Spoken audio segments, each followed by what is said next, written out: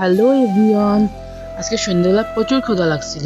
এখন কি খাও ভাই পাচ্ছিলাম না। তারপর ভাবতে মনে পড়লো যে এটার কথা। তো এটা হচ্ছে ময়দা ও ঝাল পেঁয়াজের রুটি। তো চলো দেখা কীভাবে এটা বানাতে হয়, একদম সহজ।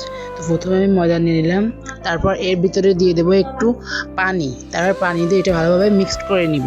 তো দেখতে পাচ্ছ আমি এখানে মিক্সড করে নিচ্ছি ভালোভাবে। দেন এর ভিতরে দিয়ে দিব মরিচ কুচি, পেঁয়াজ কুচি আর পরিমাণ মতন হলুদটা দিতে হবে যাতে করে কালারটা খুব সুন্দর আসবে।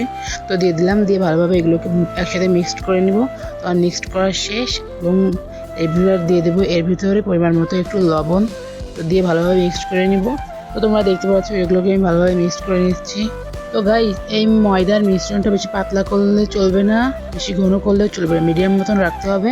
তারপর আমি দিয়ে দিলাম কড়াইতে একটু তেল, দিয়ে চারিদিকে ঘুরিয়ে নিলাম।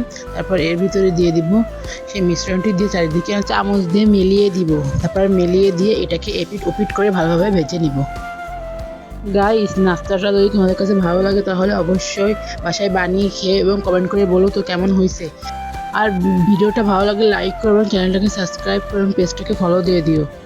তো এবার দেখাবো গাইস আমাদের খাবারের ফাইনাল লুক। তো দেখো ফাইনাল লুকটা জাস্ট ওয়াও, দেখতে যেমন সুন্দর খেতেও তেমন মজা।